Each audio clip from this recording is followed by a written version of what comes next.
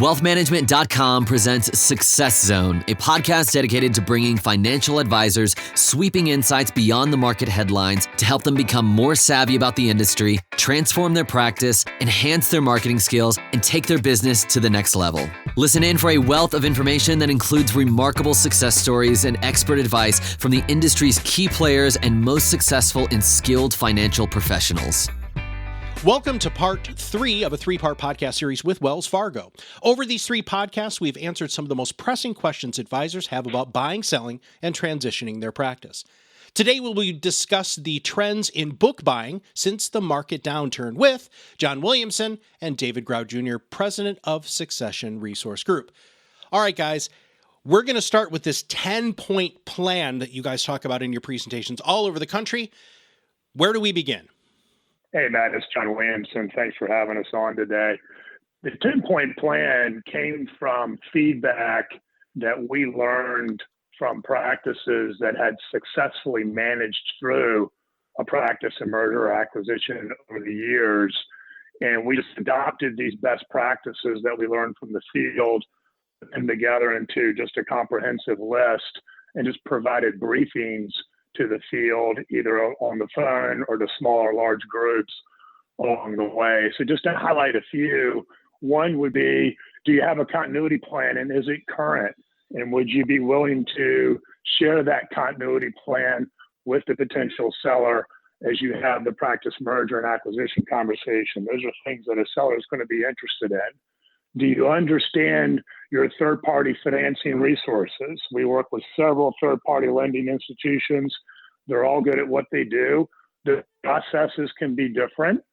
Some buyers have taken the extra step to even become pre-qualified to downstream and get ready for that part of the process. And then finally, just understanding what it is you're interested in and the geography of it. Is there a part of the country where you're interested in making an acquisition or a type of business, a different location, a certain staff makeup, all the intangibles that come with bringing in a practice and integrating them into your business? Those are a few of the highlights from the 10-point plan. Things have fundamentally changed. And I remember in 2008, we talked a little bit about this in one of the previous podcasts. This could very well be the straw that broke a lot of advisors back, and they're like, I'm just done with this. David, what sort of things have you seen in the last 45 days with selling and buying books of business? Great question. It's definitely been an interesting month and a half here recently, where both buyers and sellers are coming back to the market. They're re-engaging, with the process of buying and selling, where in March and April, I think we saw 22% of our deals hit the pause button. They didn't stop doing the deal, but they did hit the pause button. They needed to regroup. They needed to deal with client needs. Now that they're re-engaging in this process, they're doing it with cautious optimism. And we are seeing less all-cash deals is the short answer. Up until the end of 2019, that seemed to be the new trend. To John's point, there's more and more financing. We actually just launched lendingwell.com because obtaining this financing has gotten a little more complicated as you've got more lenders. So we were seeing all cash deals happening a lot. As you look at the last 45 days, now you're seeing something consistently in the range of 50 to maybe 80% cash down. We're also seeing a lot more contingencies on the deal that all agree to pay you full and fair market value, assuming in 18 months, we have the same amount of assets and revenue that you had at the end of 2019. So everyone's working to try to still get these deals done, balance the short-term risk that the buyer has in terms of managing cash flow, but making sure they're fair and they're honoring the seller's commitment to their clients and having built this business over 20 or 30 years. What are the sorts of things that you're seeing right now that will affect and impact long-term valuations? Do you see any of those things that you just talked about really truly affecting some of those long-term valuations and the payouts and the purchases that the advisors are going to have? It's funny you ask, because we've had that question a lot, both sort of a micro level from individual deals, but more of a macro level like you're asking here now. And I would put actually kind of a positive spin on it. Is there going to be a long-term impact on valuations? Yes, but not in the way that I think most people expect. I think the long-term impact on valuations is actually going to be positive as a result of this because we're already seeing advisors, big and small, doubling down on their use of technology. They're beginning to use Zoom, WebEx, GoToMeeting. There's a number of different platforms that can be leveraged, but they're beginning to adopt a remote service model to be able to service these clients. They're using technology more than they ever used it before. And that's something the industry has needed for a long time. But when your average advisor is in their mid to late 50s, we can't be surprised that there's not a lot of technology adoption historically. So I think this has been a great kick in the pants for a lot of firms to really start to leverage technology, which is ultimately going to help them be more efficient, service their clients on a bigger and broader scale. So I think valuations are actually going to be improved because you're going to see more efficiencies in these practices, not less. It also opens up the door to be able to purchase practices from outside the geographical area that you might be. Is that true? That's exactly right. Because you think about practices typically, when we do valuations, for example, the consistent answer is that they've got 75 to 80% of their clients that are local. And as a result, they just haven't really needed to leverage any kind of remote servicing technologies to take care of these clients. They meet with them face to face once a year. They communicate via email and phone on an as needed basis. Well, now the world has been upended and they're having to leverage these technologies. So all of a sudden, when you start thinking about, we're based here in Portland, Oregon, if I'm going to acquire a practice prior to 2019, I'm probably really only going to look in and around the Portland market, maybe into Washington, Northern California, within a couple-hour flight at most. Now, because they're adopting more of these technologies, and again, your buyers already in their mid 40s, for example, so they're a little more technologically savvy. You're spot on. They're starting to expand their criteria for where they could acquire practices because if I'm based in Portland and I acquire a practice in Omaha, Nebraska, for example, well, I'm now starting to get used to servicing clients remotely. So my chances of actually getting an acquisition done and finding deals just went up exponentially because I can look beyond just my own backyard. Where do we find these practices? I mean, there's so many practices for sale and there's a lot of buyers. How does one even begin the process of finding a practice to purchase? The $1 million question. I mean, that is the challenge. Where do you find these deals? Because the funny thing is, when you look at the average right now, our year-end average for 2019, we had 54 buyers for every seller. And that's a nationwide average. That includes the Dakotas and Arkansas. I mean, you look at states like California, Florida. I mean, you're actually looking closer to 100 buyers for every seller. But that doesn't make any sense when you compare it to the demographics in our industry and knowing that the average advisor is, I think I saw quoted most recently, 58 years old. Our typical seller that we're working with on an exit is in their early 60s. There are a lot more advisors out there that are of the succession demographic. They're just not waving a white flag. So where do you find them? Short answer is, don't look past the obvious spots. Check a website like ours. We don't have any kind of membership fee. We have a tab on the website that has sellers listings, and you can see what's currently available. You can inquire to them. We can get you connected. But our peers, FP transitions list practices, check those easy spots. You'd hate to miss the softballs, but I'd tell you, 80% of the deals that we work on are not listed. They are done where we simply act as an intermediary because the buyer was active, they network, they talk to their favorite wholesalers, they talk to their least favorite wholesalers, and they let them know they're prepared and ready to grow through acquisition. Do you have anybody that you could introduce me to? We've got a great saying, talk to the wholesalers. They're sort of the advisor's bartender. They know everybody. They know what's happening out there. They have good conversations with their wholesalers. So you got to be out there. You got to be active. You got to network. You can look at the online listing platforms, great spot, but don't stop there. This is a relationship driven business. You got to get out there and network. I mean, I can't tell you how many deals we've done where we ask how the buyer and seller met, and the buyer says, you know what? I went to the local FPA chapter meeting for a change. I usually skip them. I went, I stood in the back of the room, and I looked for the advisor with the whitest hair or the least amount of hair, and I went and sat next to him. And that's a recipe for success, as simple as it sounds. Using wholesalers as a reference like that is absolutely fantastic. They are out everywhere.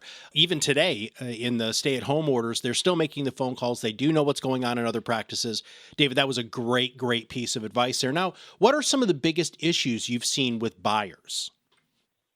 Biggest issue, especially looking short term in the last 45 days, has been sort of that juxtaposition of short term and long term needs. Short term, they need to make sure that the deal still cash flows, and long term, they need to make sure that they can put together a deal that will allow their business to continue to grow and thrive, that they can honor the seller and the business that they have built. And that is obviously a challenge because the seller has their expectations of what their business is worth. And while there's a lot of different valuation methods, most sellers, if you've ever dealt with one as somebody listening, they have a unique value methodology, and it's called a needs-based valuation. They have the number that they need to be able to retire. They have the number that they need to be able to say yes because they've spent so much time building this business. So for the buyer, they have to find a way to make that number still work despite current short-term market conditions, but build a deal that is sort of recession-proof, which has always been our mantra. But that's a lot harder when you're sitting in the midst of a recession, correction, whatever we want to call it. So balancing short and long term has been the biggest challenge for our buyers. Now let's flip it on. What are the biggest issues that you've seen with the sellers? Biggest issue at this point, frankly, is living in the past. We are in a very unique time. I can't tell you how many times I've heard the word unprecedented. That will be the only time I will say it because I've heard it too many times. But we are in very unique times. And as they look at selling their business, the fact that the market has had the correction it has had as of late for any number of reasons, obviously, they have a number in mind. And that number was probably a little unreasonable back in 2019. When you look at the short-term Q1 billings for these firms and then the number that they expect, it becomes even more irrational and harder to justify. So it's hard to balance that because your earlier question on, is there been a long-term impact on valuations? No, or yes, but in a positive way. But for the sellers, when you're selling your business today, is your business worth less? Well, your Q1 billings are down. The question is by how much? And in some cases, it's a small single-digit number. Some cases, it's double digits and it's not so attractive. So you have to find ways to structure these deals. And the biggest challenge, I think, for our sellers at this point is remaining flexible. You can still make the number work and get the same value that you had pre-COVID-19, but you're not going to get a duffel bag full of cash at closing. It's just too risky for the buyer. It's too risky for the banks that are lending the money to the buyer. So we have to be flexible, and that's challenging.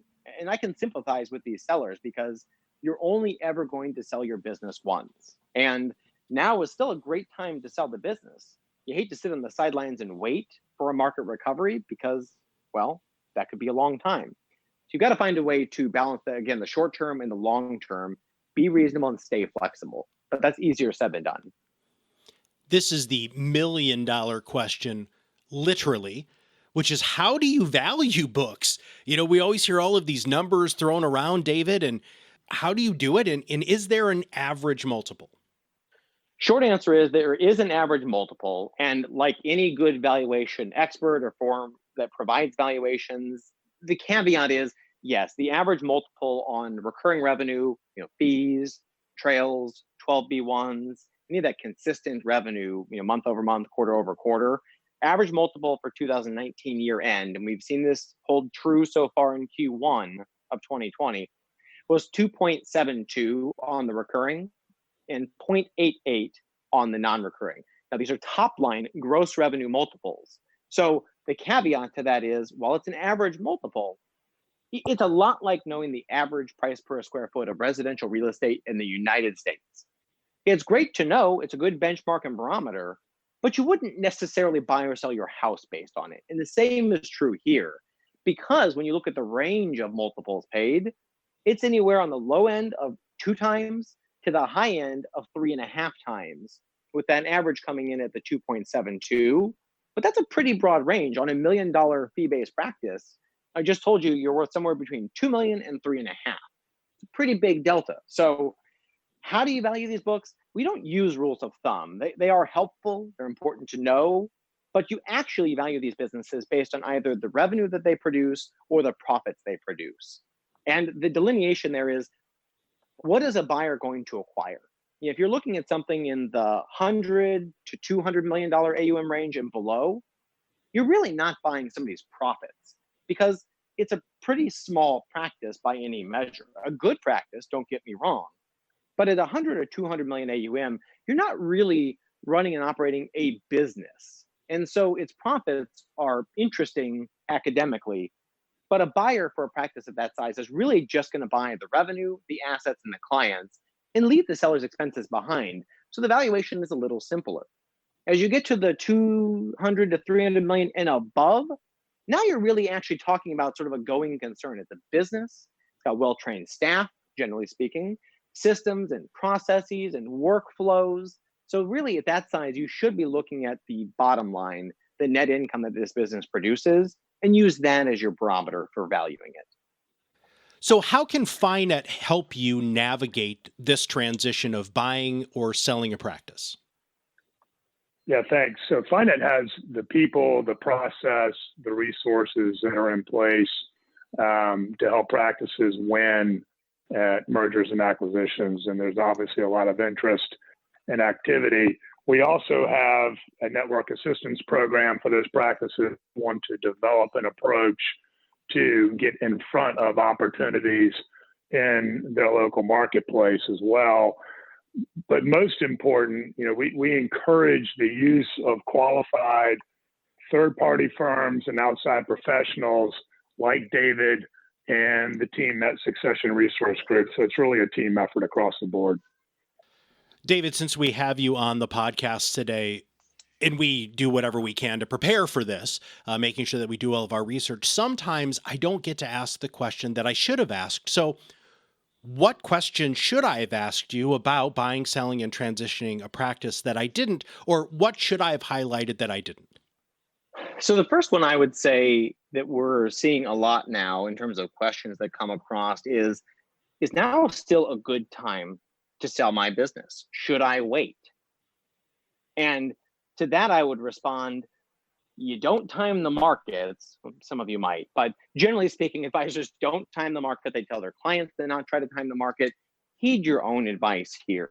Don't try to time the market because, frankly, we don't know, short of having our crystal balls out, which of course we got them put away for now. We don't know when the market will recover. And frankly, let's just say hypothetically it happens at some point in Q2 or Q3. I know I'm being optimistic, but it's my example. So let's say it happened in Q2 or Q3, market recovers. How long before you got an actual trailing 12-month revenue figure that is also fully recovered? And really, you don't just want one good year coming out of a correction or a recession. You'd like 2 or 3, really. So now for an advisor who is maybe thinking about selling their business in 2019 or 2020, decides to put things on pause until the market recovers, they may be out into 2023, 2024 before it's really an optimal time to sell the business again. And the challenge there is, how many trillions of dollars have been dished out to small businesses to keep them afloat nationwide by the SBA? Well, you don't think they're going to try to get some of their money back at some point? Well, there's a good chance capital gains rates in 2 or 3 years might not be as attractive as they are now. So don't try to time the market is the short answer. Practice values are very similar today, if not the same, to what they were in 2019. I'm not going to say they're any better, but they're not necessarily any worse. The deal terms have changed a little bit, but they're not dramatically worse. So don't try to time the market. Now is still a great time to sell the business. And you've got to look at, honestly, sort of your fiduciary duty in many cases to your clients. Is cutting back from 40 to 50 hours a week to 30 to 20, and as you slow down, is that really in your client's best interests? Or does it make more sense to find a successor who wants to keep working 40 or 50 or 60 hours per week to take that business over? John, do you have any final comments before we wrap up today's show? Thanks for the opportunity to be with you. And David, it's a pleasure working with Succession Resource Group. The information covered and posted represents the views and opinions of the guest and does not necessarily represent the views or opinions of wealthmanagement.com. The mere appearance of content on the site does not constitute an endorsement by wealthmanagement.com. The content has been made available for information and educational purposes only. Wealthmanagement.com does not make any representation or warranties with respect to accuracy, applicability, fitness, or completeness of the content or of any sites listed or linked to the content. The content is not intended to be a substitute for professional investing advice. Always seek the advice of your financial advisor or other qualified financial service with any questions you have regarding your investment planning.